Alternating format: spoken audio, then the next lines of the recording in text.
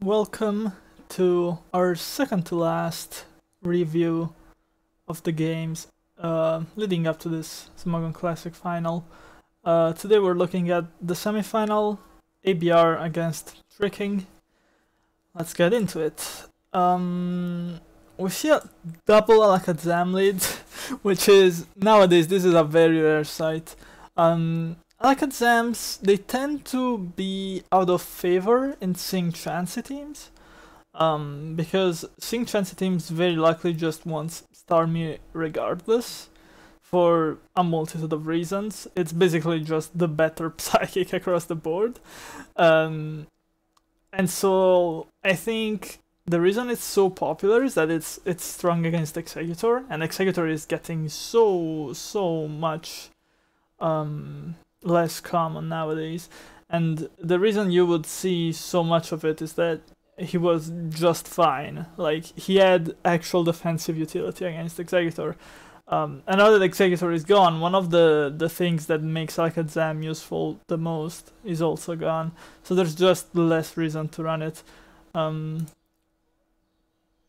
But here we see it from both sides. So we see a Thunder Wave and then a Seismic Toss. Unlucky full paralysis for Tricking. He's forced to recover, but you know, eventually does get the T-Wave off. Then ABR goes lax on the Zam. This is some vintage stuff. I don't think I've seen something like this happening in quite some time, but it did happen in the year of the Lord 2020. And instant explosion from ABR. This is, you know, something that you can do and something that you do see a lot, but it's just, I always love it when this happens. It just shows that you have a plan and you're saying, okay, I have a team that doesn't want Chansey around, fuck it. Like, you know, turn 8, explode my legs, fuck it. I don't know, I just love to see it. I love that kind of approach to games where you just take it into your hands with a strong explosion. Now, okay, before we go on, I should... there was a lot that happened while I was rambling about explosions. We see a Dragonite and a Nagi come out. So, this team, I can say right now that the rest of the team is Victreebel, Tauros, and Zapdos. It's actually Chanceless, which is very, very rare. This is a team that Troller came up with. It was during the final weeks of last SPL, and he playtested it a lot with me in various variations, and eventually he settled on this idea. Basically just going Chanceless and attacking with this mid-game Dragonite, just spreading paralysis on the fast things. Because you get your first T-Wave off with this Alakazam, and then you get... so that's one thing out of the way. And then you get another fast thing out of the way with your Dragonite, ideally, since obviously nothing slower can answer your wrap. So it means that something faster will have to come in and Thunder Wave this. And so you can trade a Thunder Wave with the Dragonite as well. And once you have one or two fast things paralyzed, then the Victreebel in the back is laughing. So that's sort of the idea behind the team, and obviously, given how offensive the team is, it makes sense that it wouldn't have Chansey because it just slows the team down a lot, and Zapdos just gives you a third Thunder Wave in case something else that is fast has somehow managed to escape paralysis. You have a third Thunder Wave, and again, Zapdos a very good Pokemon at forcing, you know, things like Tauros or things like Alakazams in the back to come in and need a Thunder Wave. And so that is the idea behind the team. Victreebel, you know, we saw it a year or two ago. Very, very common as a sort of a mid-game piece where you would just use Rep and Sleep Powder and sort of pressure all the very slow teams. But now that the metagame as a whole has gotten a lot faster, you need a lot more setup to make it work. And this team is basically giving Victreebel that setup. Executor in particular, obviously a good matchup because Victreebel is faster than Executor naturally, so you don't need to do anything to this Agi to make it slow. And so you can already see the Rampage begins. We do see a Starmie, And now here, ABR sees the Starmie come in. If he can trade Thunder Waves here, he's laughing. Tricking pivots out to a Snorlax, which is probably correct, but I'm not actually quite sure, because the odds really get quite difficult to calculate. Going Snorlax here does give you another chance for Rep to miss, but eventually you are going to have to send this Starmie in again, and I guess what you can do is just stay in on Rep, and then you go Starmie again, and then when the Rep on Starmie finishes, you just Witch out again. But actually, I suppose you don't actually know when the Rep finishes on Starmie. So yeah, I suppose this line just doesn't actually work. I think this Dragonite, unless it gets terribly unlucky, always forces a T-Wave on Starmie. Unless Tauros gets involved, of course. But unfortunately for ABR, we do see here Dragonite does get unlucky. Body Slam, well, Rep miss first of all, and then Body Slam paralysis, and the turn after another FP. So really unlucky sequence for ABR here, because this Dragonite was really about to set up Victreebel for complete success. Instead, okay, you see here an attempt to catch Starmie with Zapdos, but tricking goes lax, so the attempt fails. ABR still has this very low Dragonite that is not very it's not worth much, so he can send it back in on that Body Slam without minding too much. Just gets more chip damage with Rep before signing off. Does actually get the switch back here, and goes for T-Bolt instead of Thunder Wave, which is reasonable because T-Bolt obviously does 80%. Probably, I think there might be a range where T-Bolt even kills, but I'm not quite sure. I know it doesn't do 100, never. And I know usually it does about 80, but I don't remember exactly where the max and min is. There might be a high range where T-Bolt straight kills, I don't remember. But yeah, anyway. It's not Thunder Wave, it's Thunderbolt. It does hit the Snorlax and it crits the Snorlax, so ABR gets some luck back and finishes it off. And now Tricking Steam all of a sudden, you know, very, very dangerous Zapdos here. But ABR does have to watch out, because if he exposes this Zapdos to too much danger, Starmie can become difficult, because you do have the Alakazam, but your Tauros does lose to Starmie, and your Victreebel, it's slower and it can be, you know, obviously obliterated by Psychic. So there is obviously, if you just count the Pokemon, ABR has 4 and that nearly dead Dragonite, and Tricking has 4, so it looks even. But without the ABR's team is built, and with the Thunder Wave on Alakazam, that benefits ABR way more than the Thunder Wave on ABR's Alakazam benefits Tricking. I'm not sure if that sentence was easy to understand, but essentially, I'll try to reword it. These two paralyzed Alakazams, this paralysis on Tricking's Alakazam is much more helpful for ABR than it is the other way around. Tricking doesn't gain a lot from this Zam being paralyzed, it's pretty much just his Tauros. But this Alakazam being paralyzed enables ABR's Tauros, ABR's Zapdos, and ABR's Victreebel. So, it might look like, you know, the game is nearly even, but due to how ABR's team is built, is actually quite far ahead at this stage. And so we see Alakazam correctly try to match the Zam with his own. Now he does get dropped a lot, which is quite unlucky.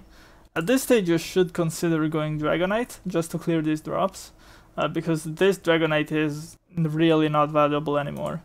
However, ABR seems to play with fire a bit. Gets that's what, a third drop, I believe. And now he really should switch out, but he really seems to not mind this Zam going down, which I guess actually makes sense, because if this Alakazam is in Tauros or Zapdos or any other Pokemon's range, then he's not really a problem, and so you are happy to sack this Dam as long as the enemy Dam is also low. But I would think that surely at this stage the Dragonite is still just less valuable. But ABR doesn't seem to think so, and now he's forced into a pretty nasty turn where he has to sort of play Hyper Beam mind games, because this Executor now has free Sleep Powder if he wants it, and so even this Executor is pretty free to come in. Even on a Body Slam, it's completely fine. So I guess this is sort of weighted towards Body Slam in that Tricking has a safe play, a relatively safe play, with just going Egg here, and so it makes sense. It makes too much sense for Tricking to go Egg, so it's unlikely that he will do anything else, and so you do want to click the move that punishes the Egg switching the most. So this isn't quite 50-50 because you're sort of confident that the Tricking will go Egg, but even then you are confident that Tricking will go Egg because it's very good for him, not because of any other reason. And so I think, I don't know, by choosing this line, ABR just gives Tricking a chance to sleep that I don't think he should have given him. Does get the Paralyze with the Body Slam, and then just gambles on the 50% slip not hitting, and Tricking Psychics. Now this is understandable because it's, if Dragonite comes in, you do want to just hit it with a Psychic, but I don't know, it is a mind game, it is a reasonable read, but I do think this is a scenario in which you should just try to sleep, because if this Tauros falls to Sleep Powder, all of a sudden your Starmie, especially if it has Blizzard, but even if it's just Psychic, your Starmie just wins. And so I think that is just too much of an upset to not take. And if you don't hit the Dragonite, you know, it's not the end of the world. You can just go to your Alakazam, and this Dragonite is paralyzed, so your Alakazam will do just fine. You don't even have to risk a T-Wave on me. So yeah, I don't get this Psychic too much. Well, like obviously it makes sense. You're making a prediction. You're trying to climb back into the game, but I think Sleep Powder was objectively more correct of the two moves. Now finally we see this Dragonite getting sacked. It reveals Surf, which is actually perhaps this makes more sense. Well, I'm assuming that Tricking knows that this is a Victory Bell last. I don't know if he actually knows. But if this Starmie is like Surf Thunderbolt, all of a sudden that Psychic makes more sense, because you do need more than just Starmie to win the game from there. But still, if you demand that sleep, then his Tauros is also looking really good, so I'm not sure. Anyway, Zapdos comes in, and now the T-Bolt switch-ins are not there anymore, and so Zapdos clicks T-Bolt. Now gets FP'd, which is not great, but now it's given an Agility. Now FP's Drill Pex finally seems to get there. Tauros comes in, and with a Thunder Wave, this will lead to a Victory Bell victory, of course. Yep. Tauros here is fine as well, but since Tauros lives a Surf, you probably just want to keep it as Insurance, in case something goes wrong with Victory Bell. Because if you say you miss Wrap on Starmie, and then she gets to T-Wave you, because obviously Razor Leaf just obliterates Starmie, she can't recover. If she gets to attack this Victory Bell,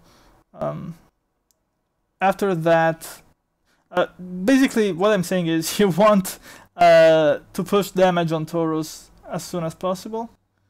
Actually maybe going Tauros earlier was better, because you just get damage on Tauros, and once you have damage on Tauros, you just need to hit a Wrap or two, and there is nothing else. Because obviously this Starmie is not favored against Tauros, but it is just a crit away from killing it. So I'm not sure. This is a situation where either line is very likely to win, and it's hard to actually calculate everything because there are so many possible options for both players. So it's really hard to say as an analyst without actually sitting down and doing the math, which is something that, you know, I'm sure some people have an interest in that sort of stuff, but it's not really what I'm here to do. If someone wants to do the math and tell me, please, by all means, but my feel is that both of these lines are very likely and to win, and very, very difficult to tell apart one from the other. So I do still think from feeling that going Taurus first should be better, but I'm not sure. Because you even remove the need to hit any reps on the average scenario, because you just body slam, and then you hyper beam, and then razor lift kills, and then razor lift kills again.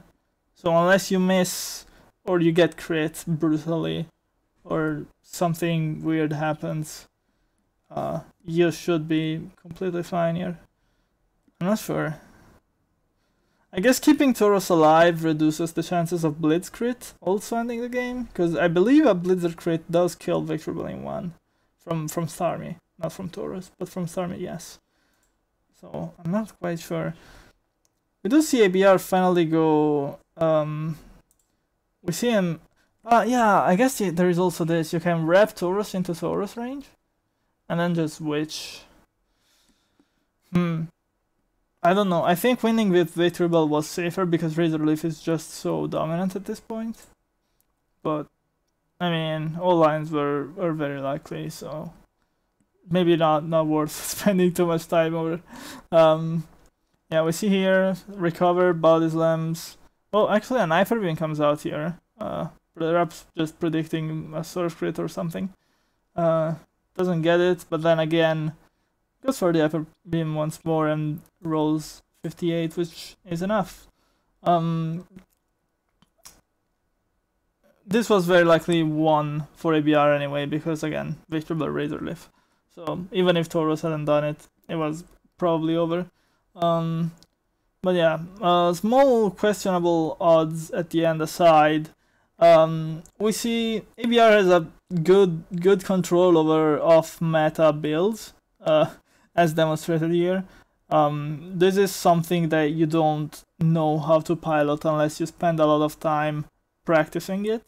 And we did see that for the most part. I would say the not sacking Dragonite is the only thing I would actually disagree with. Everything else is done. Excellent, flawless play. So it is impressive in looking towards finals to see that ABR can just pull, you know, chanceless rap spam and just know how to do it. It seems that he really has a complete control over the metagame when you control. By control, I mean, you know, understanding and control of the matchups rather than, you know, anything else. When you look at what he has brought to both against FMG and here against Tricking, I think he is shown, you know, solid, very solid prep and very solid knowledge of all the sort of unpopular things that you can do if you want to. There's not a lot to say about Tricking, you know, it's Zammy. This has been around for forever. He played a game and got obliterated by Rap. That's how it be. The T-Bolt crit on Snorlax obviously didn't help him, but then again, the Rap miss on Snorlax also didn't help ABR. I think Tricking was probably doomed because this team is just so good at dealing with Aggie. This Aggie is a dead Pokemon. It just does nothing. Well, in the late game it can sleep. But it shouldn't have been allowed to, because there should have been an arrival like a Zem on ABR's side, and it just wasn't there. So, yeah, I don't know. It feels like ABR chose a very good team for the matchup, predicted or maybe just got lucky. I'm not sure. I leave this one up to the viewer. Is matchup luck or good prep or what else? I don't know. I leave that up to your opinions, but he had a good matchup and played it perfectly to a near perfectly in my opinion to a victory. I think there are arguments for keeping Dragonite alive, by the way, but my feeling is that it's strongly better to just sack it at that stage. But obviously, I guess there is no objective truth in this sort of complex scenarios. There are things that feel clearly right, but I can't guarantee that they are right. Yeah. No, nothing to say. It's a very good game. It was a very good game from ABR, and I am happy to see him really engage in the metagame with these niche things. Excellent. I hope to see you tomorrow for the last installment of the series, Soulwind against Ban Manaphy in the semifinals. That will be just the day before the final itself, so hopefully you have sufficiently been hyped up. We will hopefully see you tomorrow on my channel, and then the day after on Smog Tours to catch the big game. Thanks you so much for watching. I hope to see you again tomorrow. Good night.